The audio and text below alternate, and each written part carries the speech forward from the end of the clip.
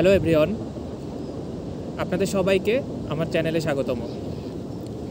আজকে আমি একটা নতুন টপিক নিয়ে আপনাদের সামনে হাজির হয়েছি এবং সেটি হচ্ছে যুক্তরাজ্যে উচ্চশিক্ষা সম্পর্কিত। তো আমি যদি স্টেপ বাই স্টেপ আপনাদেরকে ব্যাখ্যা করতে চাই কিভাবে আপনারা উচ্চশিক্ষায় বেসিক্যালি মাস্টার্স করার জন্য অথবা ব্যাচেলর করার জন্য আসতে পারবেন। তো সেক্ষেত্রে শুরুতেই চলে আসে আপনার অফার লেটার পাওয়ার কথা। তো ইউনিভার্সিটি এবং সাবজেক্ট সিলেক্ট করার জন্য শুরুতেই আপনারা গুগল বা বিভিন্ন অনলাইন প্ল্যাটফর্ম থেকে ইউকের বিভিন্ন ইউনিভার্সিটিগুলো শুরুতে আপনারা সার্চ করে নেবেন এবং এরপরে আপনারা সাবজেক্টগুলো সার্চ করে নেবেন যে কিভাবে সাবজেক্ট আপনারা চুজ করবেন। তো আমি চেষ্টা করব ইউকের বিভিন্ন ইউনিভার্সিটির র্যাঙ্কিং প্লাস হচ্ছে সেগুলোর সাবজেক্ট ক্রাইটেরিয়া নিয়ে আলাদা আরেকটা ব্লগে কথা বলার জন্য, কারণ এই ব্লগে যদি আমি সেগুলো বিশদভাবে বলতে চাই আমার ব্লগটা অনেক বড় হয়ে যাবে। তো আপনারা আপনাদের নিজেদের ব্যাকগ্রাউন্ড অনুযায়ী নিজেদের মতো করে সাবজেক্ট এবং ইউনিভার্সিটির র্যাঙ্কিং দেখে চয়েস করে নেবেন। তো ইউকেতে বেসিক্যালি দুটো ইনটেক থাকে, একটা হচ্ছে সামার আর একটা হচ্ছে উইন্টার ইনটেক। তো সামার ইনটেক বেসিক্যালি আপনাদের সেপ্টেম্বর অক্টোবর মাসের দিকে শুরু হয় আর উইন্টার ইনটেক শুরু হয় জানুয়ারি টু ফেব্রুয়ারি মাসে। তো সেপ্টেম্বর ইনটেকটাই হচ্ছে ইউকের সবথেকে বড় ইনটেক এবং এই ইনটেকেই সবথেকে বেশি স্টুডেন্ট আসে। তো স্টুডেন্ট আসার ক্ষেত্রে ফার্স্ট অফ অল দুটো পদ আছে, সেটা হচ্ছে এক স্কলারশিপ, যেমন কমনওয়েলথ স্কলারশিপ অথবা হচ্ছে আপনার আরও বিভিন্ন স্কলারশিপ আছে। আরেকটা হচ্ছে সেলফ ফান্ডিং, এবং সেলফ ফান্ডিংয়েও বিভিন্ন গ্রুসারি আছে। তো ভিউয়ার্স, আপনারা হচ্ছে আপনাদের সাবজেক্ট, ইউনিভার্সিটি এবং কোন ইনটেকে যেতে যাচ্ছেন সেইগুলো চয়েস করার পরে, এবং আপনাদের যদি স্কলারশিপের অপশন থাকে দ্যাটস বেটার, অথবা আপনারা যদি সেলফ ফান্ডিংয়ে যেতে চান সেক্ষেত্রে যে কোনো একটা চয়েস করলেন। তো আজকে আমি সেলফ ফান্ডিংয়ের বিষয়টা নিয়ে আপনাদের সামনে কথা বলছি এবং স্কলারশিপের বিষয়টা নিয়ে আমি আরেকটা ব্লগে চেষ্টা করব সেটা কভার আপ করার জন্য। তো ফর এক্সাম্পল, কেউ যদি সেলফ ফান্ডিংয়ে যেতে চায় এবং সেপ্টেম্বর অথবা জানুয়ারি ইনটেকে যেতে চায় তাহলে তাদেরকে আগাম ইউনিভার্সিটির জন্য অ্যাপ্লাই করে প্রিপারেশন নিতে হবে। এখন আমি যদি সেপ্টেম্বর ইনটেকের কথা আপনাদের ধরি এবং কেউ যদি মাস্টার্স করতে আসে তাহলে অবশ্যই তাকে ওই বছরের ডিসেম্বর বা জানুয়ারির মাসের মধ্যে আপনাদের ইউনিভার্সিটি সার্চ এবং সাবজেক্ট সার্চগুলো কমপ্লিট করে অ্যাপ্লিকেশন করে ফেলতে হবে। আর ইউকেতে সবগুলো ইউনিভার্সিটিতে অ্যাপ্লিকেশন ফ্রি, কোনো চার্জ নেই। তবে খেয়াল রাখতে হবে যে আপনারা একটা ইউনিভার্সিটিতে অ্যাপ্লিকেশন করে ফেললে এবং সেটি যদি চুজ না করেন বা হচ্ছে না যান, সেক্ষেত্রে তারা পরবর্তী ইনটেকে অ্যাপ্লিকেশন করলে আপনার প্রায়োরিটি একটু কম দেয়। তো ধরেন কেউ যদি সেপ্টেম্বর ইনটেকে যেতে চায় তো জানুয়ারি বা যত সম্ভব তার আগে ডিসেম্বর জানুয়ারি মাসের দিকেই হচ্ছে পোর্টালগুলো ওপেন হয় এবং জানুয়ারি মাসে অ্যাপ্লাই করলে আপনার 3 উইকস প্লাস মাইনাস এর মধ্যে আপনার অফার লেটার তারা চলে আসে। এখন অফার লেটার কন্ডিশনাল অথবা আনকন্ডিশনাল হতে পারে। আপনারা যদি ফুল ক্রাইটেরিয়া ফিল আপ করেন সেক্ষেত্রে তারা অবশ্যই আনকন্ডিশনাল অফার লেটার তখনই দিয়ে দিবে, কিন্তু কারো যদি আইএলস করা বাকি থাকে তাহলে তারা জানুয়ারি মাসের দিকে কন্ডিশনাল অফার লেটার দিয়ে দেবে। তো সেক্ষেত্রে কী থাকে যে তাদের একটা রিকোয়ারমেন্ট থাকে আইএলস 6 অথবা 6.5 এরকম একটা রিকোয়ারমেন্ট থাকে। তো জানুয়ারি মাসে মনে করেন যে আপনারা অফার লেটার পেয়ে গেলেন এবং কারো যদি আইএলস করা না থাকে তাহলে সে কন্ডিশনাল একটা অফার লেটার পেয়ে যাবে। তো সেক্ষেত্রে তাকে আইএলসটা করে ফেলতে হবে। সেপ্টেম্বর ইনটেক ধরার জন্যে উইথিন এপ্রিল বা মে মাসের মধ্যে আইএলসটা কমপ্লিট করে ফেলাটা বেটার। তো আইএলস কমপ্লিট করার পরে আপনারা হচ্ছে সেই আইএলসের কপিটা ইউনিভার্সিটিকে সাবমিশন দিলেন এবং সাবমিশন করার পরে আদার্স যদি তাদের কোনো ক্রাইটেরিয়া থাকে, যেমন অনেক সময় কেউ সায়েন্স ব্যাকগ্রাউন্ডে মাস্টার্স করতে আসলে তাদের কাছে অ্যাটাচ সার্টিফিকেট চায়, সেগুলো সাবমিশন দেওয়ার পরে তারা ফুল আনকন্ডিশনাল অফার লেটার দিয়ে দেবে। এবং সেপ্টেম্বর ইনটেকের ক্ষেত্রে আনকন্ডিশনাল অফার লেটার আপনারা মে জুন এই মাসের মধ্যে পেয়ে যাবেন। তো দর্শক, আমি যদি স্টেপ বাই স্টেপ আমি আপনাদের ব্যাখ্যা করতে চাই তাহলে এইটি হচ্ছে ফার্স্ট স্টেপ, যে আপনারা অফার লেটার পেয়ে গেলেন এবং ফুল আনকন্ডিশনাল ওয়েতে। দেন সেকেন্ড স্টেপে আপনারা কি করতে হবে, সেক্ষেত্রে অবশ্যই ভিসা প্রসেসিং করতে হবে। তো ভিসা প্রসেসিংয়ের জন্য শুরুতে আপনাদের সবগুলো ভিসার ডকুমেন্টসগুলো রেডি করতে হবে এবং সবগুলো ডকুমেন্টস রেডি হয়ে গেলে দেন হচ্ছে আপনারা ভিসার জন্য অ্যাপ্লিকেশন করবেন। তো এক্ষেত্রে মূলত ইউকের স্টুডেন্ট ভিসার জন্য অ্যাপ্লিকেশন ভিএফএসে ফাইল সাবমিশন করতে হয়। তো সেক্ষেত্রে আপনারা অ্যাপ্লিকেশন করে অ্যাপ্লিকেশনের একটা স্লট নেবেন এবং স্লট নেওয়ার পরে সেক্ষেত্রে আপনাদেরকে ভিএফএসে গিয়ে বায়োমেট্রিক দিতে হবে। তার আগে আরেকটা কাজ আছে, সেটা হচ্ছে আইএইচএসপি। আইএইচএস মানে হলো ইন্টারন্যাশনাল হেলথ সার্চার্জ, যেটি ইউকেতে থাকে এবং এটি মূলত একটি হেলথ ইন্স্যুরেন্স এবং এটি সম্পূর্ণরূপে ফ্রি বলতে এই দেশে আসার পরে আপনার চিকিৎসা ব্যবস্থাটা ফ্রি উইদাউট চোখ এবং দাঁত। তো সেক্ষেত্রে আপনারা হেলথ ইন্স্যুরেন্স সারচার্জটা দিবেন এবং দিয়ে দেন হচ্ছে আপনারা ভিএফএসে ফাইল সাবমিশন করবেন এবং সেখানে গিয়ে আপনারা হচ্ছে বায়োমেট্রিক্স এবং আপনাদের বাকি ফাইলগুলো জমা দিবেন পাসপোর্ট সহ, এবং জমা দেওয়ার পরে সচরাচর ইউকেতে 4 উইকস টু 5 উইকসের মধ্যে স্টুডেন্ট ভিসাটা হয়ে যায়। তো দর্শক, এখন যদি আমি ফিসের ব্যাপারে আসি, সেক্ষেত্রে ইউকের মোস্ট অফ দ্য ইউনিভার্সিটিতে tuition fees 15,000 pound plus minus. Either আপনি মাস্টার্স করতে ইঞ্জিনিয়ারিং সেক্টরে আসেন অথবা হচ্ছে অন্য কোনো বিজনেস ব্যাকগ্রাউন্ডে আসেন, এবং মোস্ট অফ দ্য মাস্টার্স 1 বছরের হয়ে থাকে, কিছু কিছু ক্ষেত্রে 18 মাস অথবা 2 বছরের মাস্টার্সও থাকে। বেসিক্যালি রিসার্চ অথবা হচ্ছে ইঞ্জিনিয়ারিং যেই সাবজেক্টগুলো আছে সেগুলোতে আপনারা 18 মাসের মাস্টার্স করতে চান। তো এই হচ্ছে দর্শক ওভারঅল ব্যাপার, এবং কিছু কিছু ক্ষেত্রে আপনারা পাবেন হচ্ছে আপনাদের ইউনিভার্সিটি টিউশন ফি পার ইয়ারে দেওয়া থাকে। পার ইয়ারে তারা হয়তো 10 থেকে 15,000 পাউন্ড একটা রাউন্ড ফিগারে দেয়। তো ম্যাক্সিমাম মাস্টার্স কোর্সেই আপনার 1.5 বছর হোক বা 2 বছর হোক, টোটাল ফিটাই তারা হচ্ছে তাদের ওয়েবসাইটে পাবলিশ করে, এবং সেটি আনুমানিক 15,000 থেকে 16,000-এর মধ্যে most of the university tuition ফিস।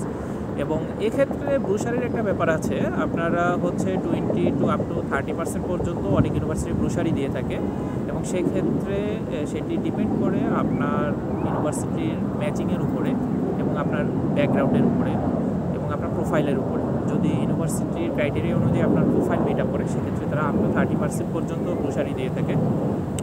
এছাড়া ব্রুশারির আরেকটি অপশন আছে, এবং সেটি হচ্ছে অ্যাডভান্স টিউশন ফি পেমেন্ট।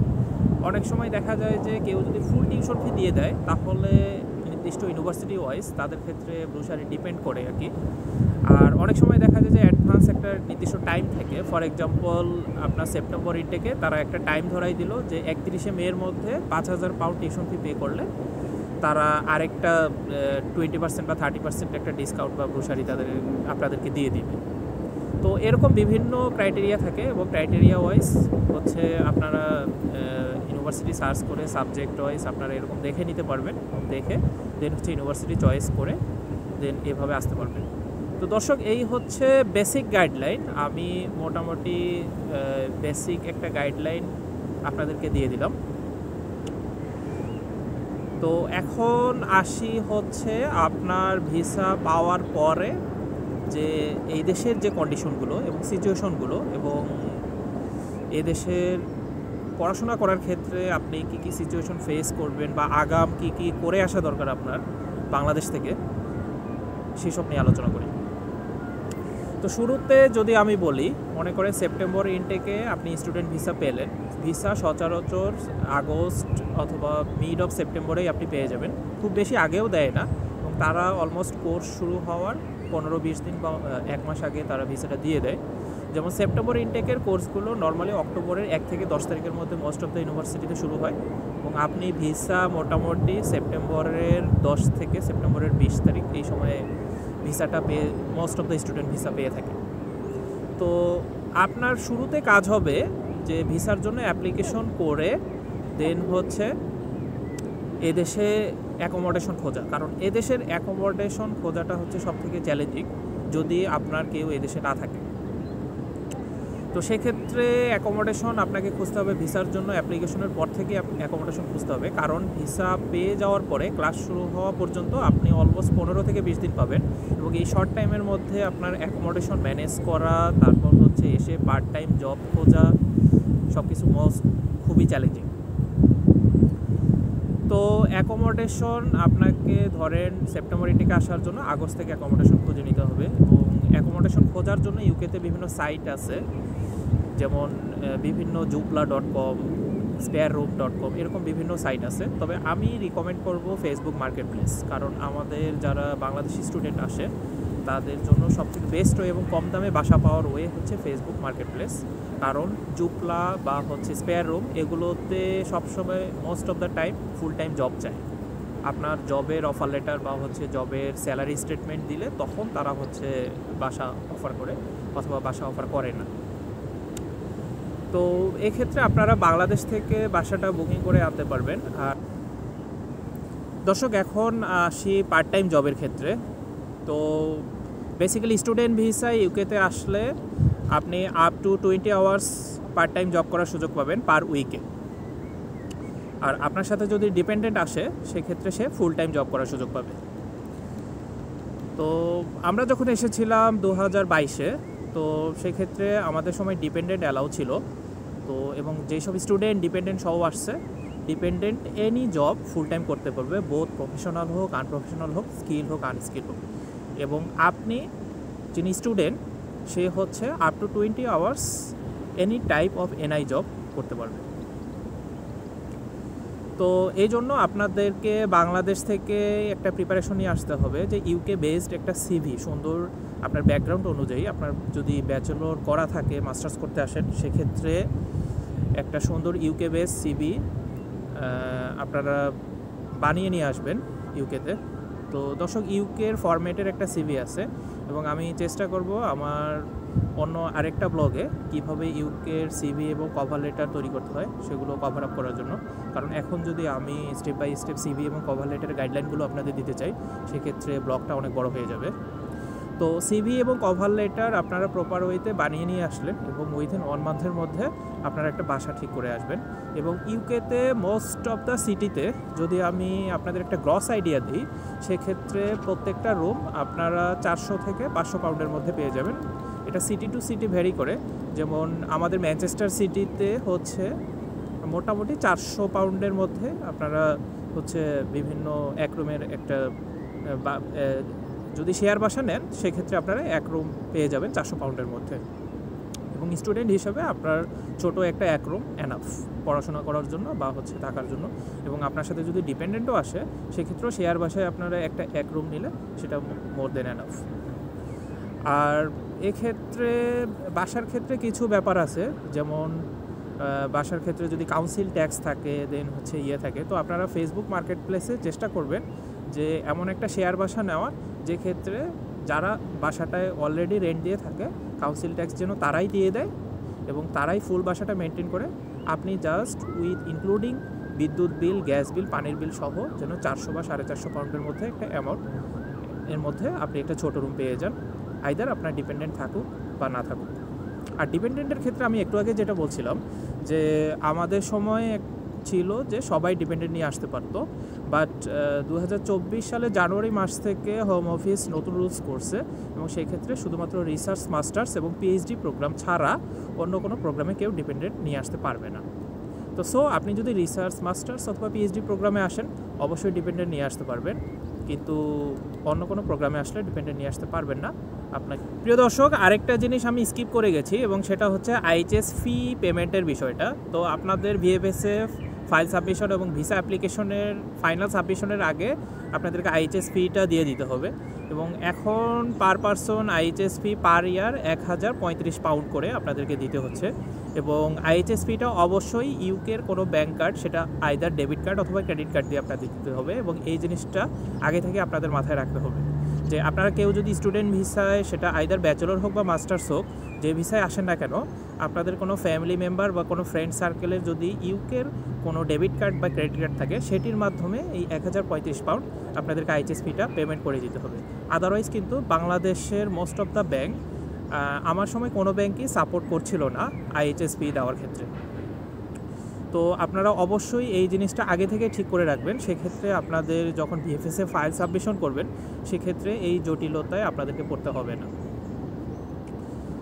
আর আরেকটা জিনিসও আমি স্কিপ করে গেছি, সেটা হচ্ছে যে আপনাদের ব্যাঙ্ক স্টেটমেন্ট একটা দেখাতে হয় এবং সেটা হচ্ছে ইউকেতে 9 মাসের জন্য এবং প্রতি মাসে আপনারা যদি লন্ডনের বাইরে থাকতে চান তাহলে আনুমানিক 1000 পাউন্ড প্লাস মাইনাস, এবং লন্ডনের ভিতরে থাকলে 1300 থেকে 1400 পাউন্ড প্লাস মাইনাস 9 মাসের জন্য একটা ফান্ড 28 দিনের আপনাদেরকে একটা স্টেটমেন্ট দেখাতে হয়। এবং এটি মূলত বাংলাদেশের মোস্ট অফ দ্য প্রাইভেট ব্যাঙ্কই সাপোর্ট করে। তো খুব সম্ভবত রিসেন্ট সময়ে সবগুলো ব্যাঙ্কই সাপোর্ট করার কথা, বাট আমার সময় ইউকে ইনলিস্টেড কিছু ব্যাঙ্ক ছিল সেগুলোই সাপোর্ট করছিল। তো দেন হচ্ছে আপনারা ফাইল সাবমিশন করলেন এবং আপনাদের ভিসাও হয়ে গেল, এবং আপনাদের এয়ার টিকিটটা আপনারা কেটে রাখলেন। এবং এয়ার টিকিটটা স্টুডেন্ট ভিসা যে সময় হয় আর কি, বিশেষ করে সেপ্টেম্বর বা জানুয়ারি ইনটেকে, সে সময় একটু বেশি থাকে। তো আমি যদি রাউন্ড ফিগারে বলি সেক্ষেত্রে 500-600 পাউন্ডের মধ্যে আপনারা পেয়ে যাচ্ছেন। তো আমি সাজেস্ট করব কাতার, এমিরেটস এই ধরনের এয়ারলাইন্সগুলো আসতে, কারণ সেগুলোতে তুলনামূলক কম প্রাইসের মধ্যে আপনারা পাবেন টিকিটের দামগুলো। তো দর্শক, এই ছিল হচ্ছে ইউকেতে আসার আগের প্রস্তুতি আপনাদের স্টুডেন্ট ভিসা হওয়া পর্যন্ত। দেন হচ্ছে আপনারা যদি ইউকেতে চলে আসেন এবং সেক্ষেত্রে আপনাদের বাসা যদি ঠিক করা থাকে তো সেটা খুবই ভালো, এবং আপনারা আপনাদের নিজেদের বাসায় চলে আসলেন।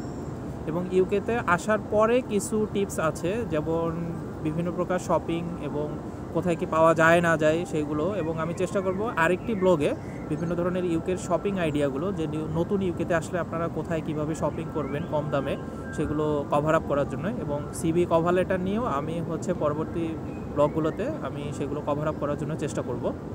তো ইউকেতে আসলেন, শপিং করলেন, আপনাদের প্রিলিমিনারি সব কিছুই ঠিক।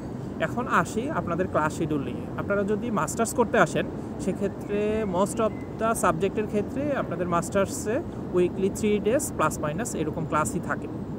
যেমন আমি মেকানিক্যাল ইঞ্জিনিয়ারিংয়ে মাস্টার্স করেছি এবং আমার ক্লাস উইকলি 3 ডেজ ছিল, এবং আরেক দিন আমাদের কিছু ফিজিক্যাল ল্যাব ছিল, যেমন থার্মোডাইনামিক্স ল্যাব বলেন বা মেকানিক্যাল সিস্টেমস বিভিন্ন ল্যাব ছিল, এবং সেগুলো করেছি। তো এগুলো সাবজেক্ট টু সাবজেক্ট ডিপেন্ড করে, তবে আপনাকে এভারেজ একটা টাইম হচ্ছে উইকলি 3 ডেজ ধরে নিতে হবে আপনার ক্লাস। এবং চেষ্টা করবেন যে আপনারা 20 আওয়ার্স যে জবগুলো করেন সেটা হোক যে কোনো টাইপের জব, এবং আপনার ব্যাকগ্রাউন্ড যদি ভালো থাকে বা বাংলাদেশ থেকে যদি থাকেন এবং আপনার যদি ভালো একটা রেফারেন্স থাকে, কারণ ইউকেতে রেফারেন্স খুবই ভালো কাজে দেয়। আপনার যদি ফ্যামিলি ফ্রেন্ড বাংলাদেশ থেকে, চেষ্টা করবেন একটা ভালো রেফারেন্স জবের ক্ষেত্রে জোগাড় করার। সেক্ষেত্রে পসিবল বাংলাদেশ থেকে জব ইনশিওর করে আসা। তবে হ্যাঁ, এটা অনেকটাই টাফ। ইউকেতে আসার পর আপনার যদি ভালো রেফারেন্স থাকে, এবং রেফারেন্স যদি নাও থাকে, আপনার যদি ভালো সিভি এবং কভার লেটার রেডি করা থাকে, তাহলে আপনারা এই 20 আওয়ার্স জবগুলো পেয়ে যাবেন। তো আমি জবের সেগমেন্টটা একটু পরে আসছি। তো ফার্স্ট অফ অল আপনাদের ক্লাসের শিডিউলের সাথে আপনারা জবের শিডিউলগুলো আলাদা আলাদা করে রাখবেন। For example, most of the class মঙ্গল, বুধ, বৃহস্পতি, অথবা বৃহস্পতি শুক্র, বুধ, বৃহস্পতি, শুক্র এরকম 3 দিন থাকে। তো সচরাচর 20 ঘন্টা জবগুলো হচ্ছে 2 দিন বা 3 দিনের বেশি করা সম্ভব হয় না, কারণ আপনাকে শিফট হচ্ছে 8 ঘন্টা শিফট হিসেবেই দিবে, সেটা যেদিনই দেখ। তো আপনারা চেষ্টা করবেন যেদিন আপনার ক্লাস থাকবে সেদিন শিফটগুলো না নিতে, এবং উইকেন্ডসে চেষ্টা করবেন আপনার ম্যানেজারকে বলে, কোম্পানির ম্যানেজার বলেন বা যে কোম্পানিতে আপনি জব করছেন সেই ম্যানেজারকে বলে শিফটগুলো হচ্ছে শুক্র, শনি, রবি, অথবা শনি, রবি, সোম এরকম সময় নেবেন, কারণ এরকম সময় ক্লাস থাকে না। তো এভাবে যদি আপনি করেন সেক্ষেত্রে উইকে 3 to 4 ডেজ আপনি full time both in LRC বলেন, লার্নিং রিসোর্স সেন্টার বলেন বা বাসায় বলেন, পড়াশোনার একটা ভালো সুযোগ পাচ্ছেন, প্লাস 2 or 3 ডেজ আপনি ওয়ার্ক করার সুযোগ পাচ্ছেন। তো এইরকমভাবে যদি আপনি ব্যালেন্স করে নেন সেক্ষেত্রে আপনার জন্য অনেক সুবিধা হবে। তো দর্শক, এখন আমি আসি জব খোঁজার ক্ষেত্রে। তো যদি আপনার সিভি এবং কভার লেটার রেডি থাকে তো সেক্ষেত্রে প্রিলিমিনারিভাবে বিভিন্ন জব পোর্টাল আছে, লিঙ্কডইন আছে, indeed.com আছে। indeed.com সবথেকে বড়, আমি বলবো আমার কাছে লাগছে সবথেকে বড় একটা সাইট, এবং হিউজ পরিমাণ জব আপনারা পাবেন এবং কলও পাবেন indeed.com-এ। তো চেষ্টা করবেন বাংলাদেশ থেকেই indeed.com-এ একটা প্রোফাইল রেডি করে আসার, সেখানে আপনি সিভি এবং কভার লেটার আপলোড করে সুন্দরভাবে একটা প্রোফাইল indeed.com-এ রেডি করে আসার, এবং ইউকেতে এসেই হচ্ছে আপনি অ্যাপ্লাই শুরু করে রাখবেন। এবং সেক্ষেত্রে আরেকটা জিনিস আমি অ্যাড করতে চাই, যে ইউকেতে আসার পরে আমাদের সময় বিআরপি ছিল, বাট এখন তারা ই ভিসা করে ফেলায়, বিআরপি সিস্টেমটা নাই, তবে ন্যাশনাল ইন্স্যুরেন্স সিস্টেমটা আছে। সো আপনার পাসপোর্ট এবং ই ভিসা ডকুমেন্ট দিয়ে অবশ্যই ইউকেতে যেদিন আসবেন চেষ্টা করবেন তার পরের দিনই ন্যাশনাল ইন্স্যুরেন্স নাম্বারের জন্য অ্যাপ্লাই করে ফেলার, কারণ আপনার একটা ইউনিক ন্যাশনাল ইন্স্যুরেন্স নাম্বার না থাকলে কোনো কোম্পানি আপনাকে কখনোই জব দেবে না, অথবা জব দিলেও তারা যতদিন না আপনার ন্যাশনাল ইন্স্যুরেন্স নাম্বার আসছে ততদিন তারা স্যালারি পে করবে না। তো আপনাদের অবশ্যই ইউকেতে আসার পরের দিনই এনআই নাম্বারের জন্য আবেদন করতে হবে, এবং উইথিন 1 to 2 উইক্সের মধ্যে আপনারা এনআই নাম্বার পেয়ে যাবেন, এবং আমি আশা করি 1 to 3 উইক্সের মধ্যে আপনারা একটা পার্ট টাইম জবও পেয়ে যাবেন এবং ওই এনআই নাম্বার দিয়ে। এবং এনআই নাম্বার থাকলে আপনারা হচ্ছে এর সাথে অবশ্যই ইউকের একটা ব্যাঙ্ক অ্যাকাউন্ট আপনাদের থাকতে হবে, এবং বোথ অফ ইউটিলাইজেশন আপনারা হচ্ছে পেমেন্টও পেয়ে যাবেন। এবং এখন ইউকেতে নর্মালি 20 ঘন্টার যে আপনারা জব করবেন সেগুলোতে তারা আওয়ারলি পে করে এবং উইকলি পেমেন্টটা দিয়ে দেয়। আমাদের রাইট নাও ইউকেতে 12.21 পাউন্ড করে আপনারা পার আওয়ার পেয়ে যাবেন যদি আপনারা এনআই জব করেন।